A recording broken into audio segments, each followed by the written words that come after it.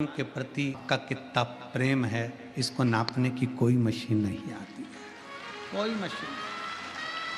भगवान के प्रति आपका कितना प्रेम है इसको नापने की कोई मशीन नहीं है।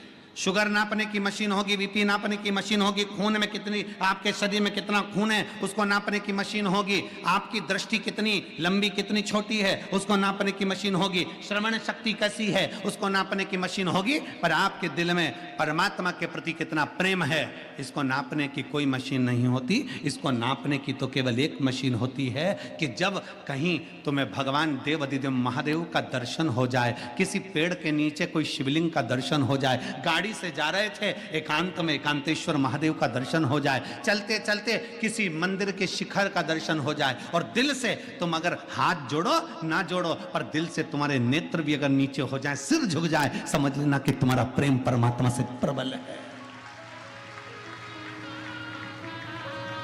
ये समझ लो कि तुम्हारा प्रेम परमात्मा से प्रबल है, भगवान से प्रबल है। और शंभो शरणे पड़े मांगो घड़ी रे घड़ी, दुख काटो दया करी दर्शन। कितना प्रेम है कि ये आपकी वात्सल्यता, ये आपकी करुणता। कल कोई कह रहा था गुरुजी पंडाल में बहुत दूर दूर से लोग आकर रुके। हमने कहा दूर वाले भी नहीं, काशी के लोग भी पंडाल में रुके। स्वयं काशी के लोग भी पंडाल के अंदर महाराज जी रुके हुए हैं। कितने बैठे हो रहे? हाथ उठाओ जरा। ये देखो ये सब काशी वाले। प्रणाम आपको, दंडवत। काशी के भक्तों ने भी ये विचार कर लिया था बार बार आएंगे जाएंगे नहीं, जगह चली गई तो इन्होंने विचार करके बैठे। ये लोग भी अपने साथ बोरिया बिस्तर सब बांध के बड़े प्रेम से अब इनने सोच लिया कि वो प्रयागराज का महाकुंभ तो अपनी जगह पर है जो होगा जनवरी फरवरी में, पर इन्होंने सोच लिया काशी का कुंभ भी एक बार देख लें तो ये जीवन का एक आनंद ही हो जाएगा। काशी का कुंभ है।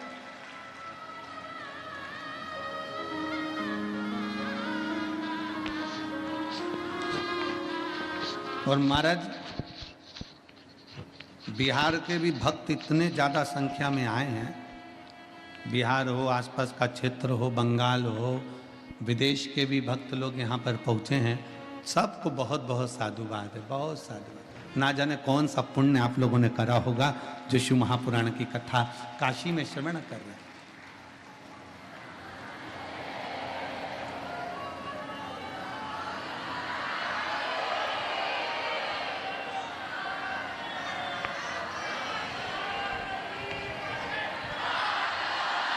काशी वालों, ओ काशी की जी जी, ओ काशी के जी जाऊं, घर जाके नजर उतरवा लेना पक्के में। कोई पुण्य है प्रबल आपका और हमारा। पहुंच गए अपने बाप के घर, अपने पिता के घर, अपने पिता के घर। और जब अब एक बात आप लोगों से कहें, हर कथा में आपको बाबा से कहना पड़ता था, हर कथा में आपको बाबा से कहना पड़ता था कि बाबा हम आपकी कथा सुनने के लिए आए हैं, हमारा ऐसा कार्य करते हैं। यहाँ कहना नहीं पड़ता, बाप बाप होता है, चेहरा देखकर समझ जाता है कि क्या देकर भेजना। बाप बाप होता है, चेहरा देखकर पहचान जाता है कि क्या करना है, क्या करना। इसी काशी में वो जीजी बैठी हुई हैं, पूर्व में कथा कराई थी।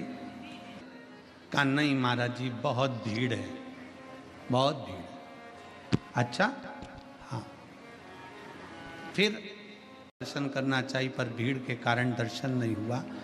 तीसरे दिन आपकी कथा सुनती हूँ तो मैंने विश्वनाथ जी से कह दिया तेरी बेटी आई है, क्या बिना दर्शन के भेज देगा?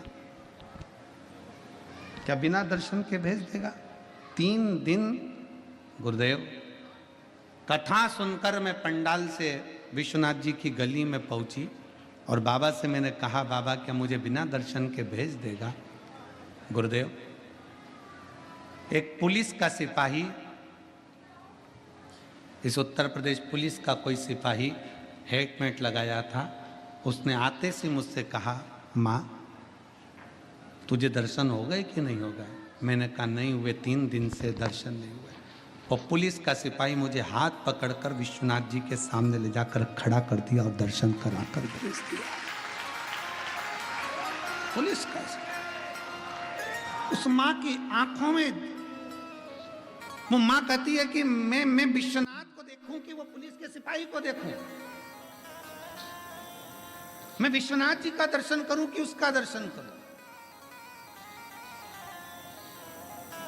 हमने कहा माँ वो पुलिस का सिपाही नहीं था, तूने दिल से कह दिया था ना कि रिश्ता तेरा मेरा सबसे है प्यारा, रिश्ता तेरा मेरा सबसे है प्यारा, तू मेरा बाबा मैं हूँ तेरा लाला, मैं हूँ तेरा लाला, तू मेरा बाबा मैं हूँ तेरा लाला, मैं हूँ तेरा लाला। माँ तूने दिल से कह दिया था ना कि हमारा रिश्ता है, इसलिए वो पुलिस वाला नहीं था, वो तो विश्वनाथ ड्रेस पहनकर बाहर आकर लेकर अंदर चले गया।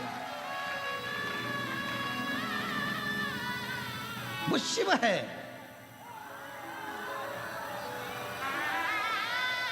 वो शंकर है, वो घड़ी है, उसको पहचानना बड़ा कठिन है। कैसे आएगा, कब आएगा, कहां आएगा? हम कहते हैं 7 दिन की शिव पुराण में भगवान शंकर का एक ना एक दिन दर्शन होता है।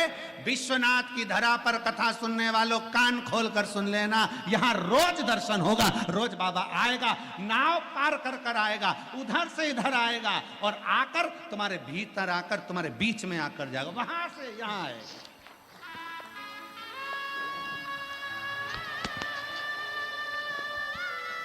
तेरे मंदिर में आना मेरा काम है और मेरी बिगड़ी बनाना तेरा काम है। वो भी तैयारी रखना, किस रूप में आएगा, कैसे आएगा, कब आएगा, आपको भी मालूम नहीं पड़ेगा। आपको भी पुलोमा असुर की धर्म पत्नी चप्पल का त्याग कर दी, पादुका छोड़ दी, उसको नहीं मालूम कि काशी है, उसको नहीं मालूम कि पवित्र भूमि है, उसको नहीं मालूम वो तो असुर पति के साथ में देवताओं को परेशान करने के लिए जा रही थी। पादुका का त्याग हो गया। चलते चलते पांव में, उस पुलोमा की धर्मपत्नी के पांव में कोई कांटा चुभ गया।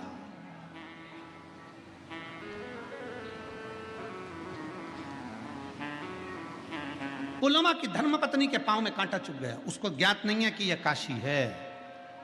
काशी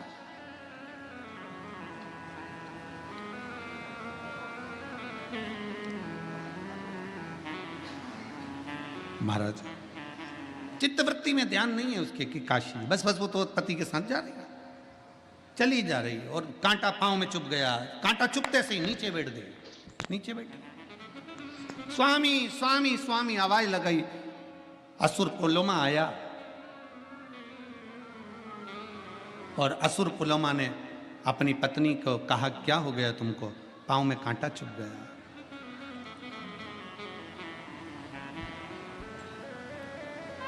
पति ने कांटा निकलवाया, पत्नी का पांव का कांटा निकल कर फेंका। पत्नी पुलोमा की धर्म पत्नी ने विचार कर लिया, मैं यहाँ से निकल कर जा रही हूँ, मेरे पांव में कांटा चुभ गया, कोई निकल कर जाता होगा, उसके पांव में कितने कांटे चुभते होंगे। मैंने तो पादुका का अभी त्याग करा है, मैंने अपनी चप्पल का भी त्याग करा है, मेरे पांव में कांटा चुभा तो कितने के पांव में कांटा चुभा होगा, कितने के पांव। पुलोमा आगे आगे चलता है। पुलोमा की पत्नी, काशी की धरा उसको नहीं मालूम कि ये काशी है। वो बस कांटों को बीनती बीनती उन कांटों को अपनी झोलियों में भरती जाती और एक जगह ले जाकर छोड़ती जाती, भरती जाती, एक जगह ले जाकर छोड़ती जाती, भरती जाती, एक जगह ले जाकर छोड़ती जाती। उसको क्या मालूम था कि काशी की धरा पे से कांटे भी चुनकर फेंक दिए तो तेरी झोली कैसे खाली रह सकती है। और पुलोमा की यहाँ संतान नहीं थी, पर वो कांटे भी चुनकर फेंके तो पुलोमा की धर्म पत्नी का गर्भ ठहर गया। पुलोमा प्रसन्न हो गया कि आज मेरी पत्नी का गर्भ ठहर गया। जिस पत्नी के गर्भ के लिए तुम्हें देवताओं को परेशान करता हूं, जिस पत्नी के गर्भ के लिए मैं देवताओं को कष्ट देता हूं, कि देवताओं ने मेरे भाग्य में, मेरी पत्नी के भाग्य में औलाद नहीं लिखी, मेरे पत्नी के भाग्य में संतान का सुख नहीं लिखा। एक पत्र है,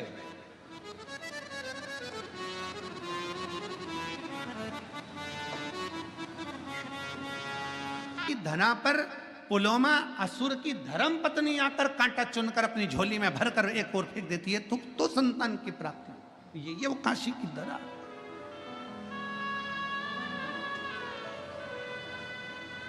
ये वो काशी की पुण्य भूमि है।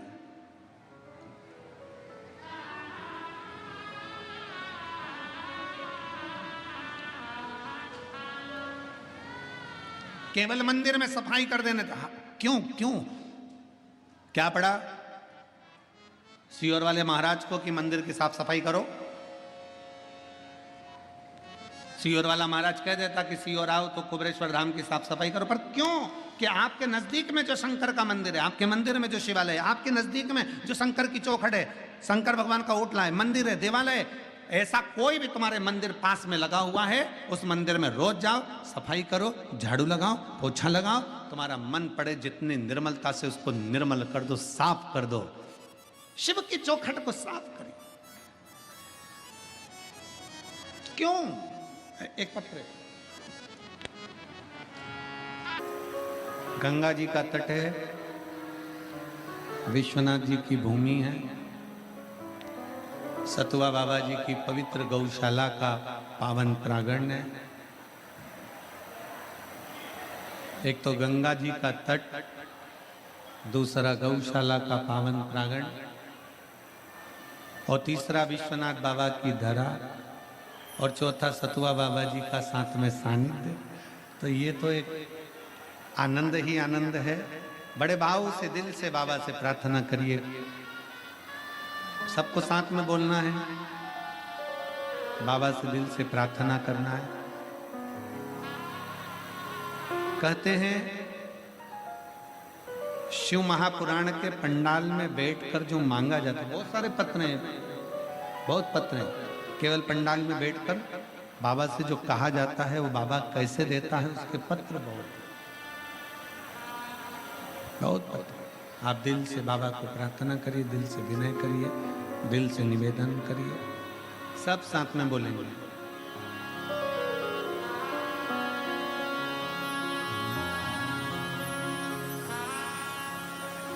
श्री शिवाय नमस्तुभ्यं। शिव तत्व की प्राप्ति,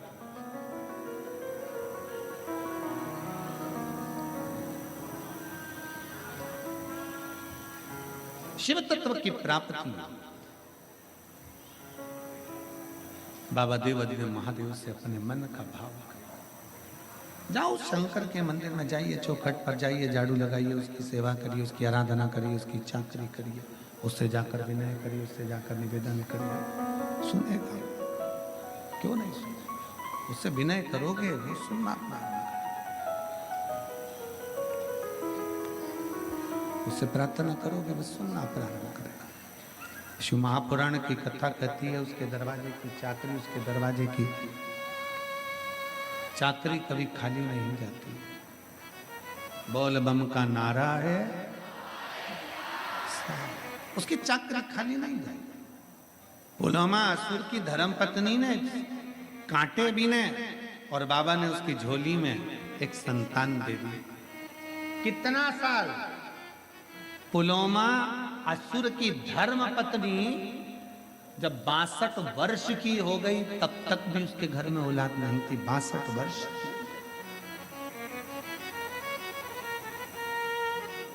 और भगवान जब कृपा करता है, भोले बाबा जब करुणा करते हैं, शिव जब कृपा करता है तो साधारण कृपा नहीं करता। शंकर जब करुणा करता है साधारण करुणा नहीं करता। दे दी झोली में एक संतान, एक बेटी का जन्म हुआ जिसका नाम सची रखा।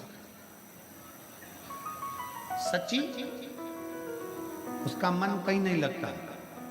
जिस मार्ग से माता निकल कर गई थी और कांटे चुने थे, वही काशी की पवित्र भूमि पर सची देवी ने आराधना करना प्रारंभ करा, शिव जी की पूजन करना प्रारंभ करा।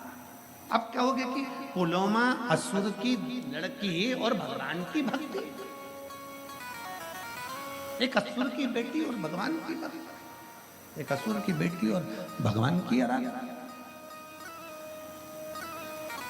फिर निवेदन है, शिव महापुराण के माध्यम से आपको पहले भी कहा था, आज फिर कहते हैं, शंकर भगवान का कोई दुश्मन नहीं है,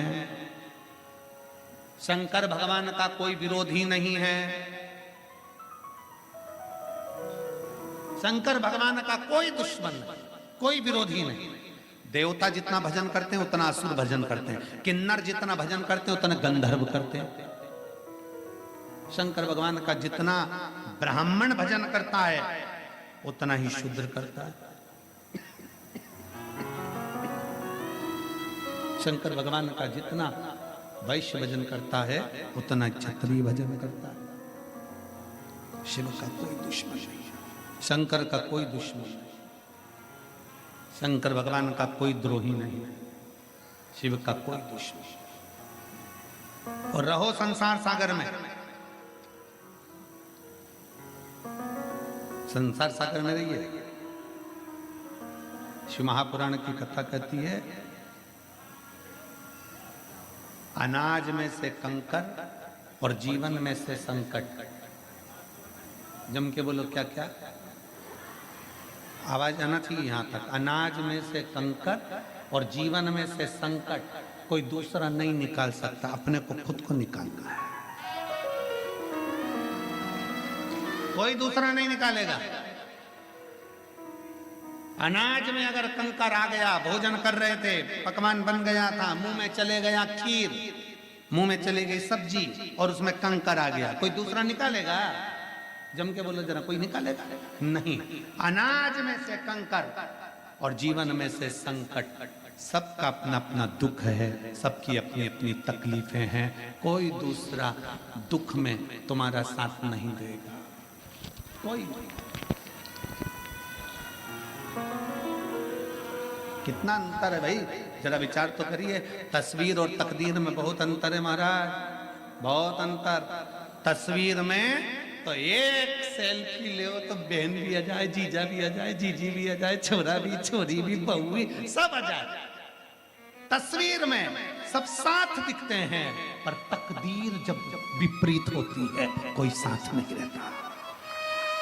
कौन साथ?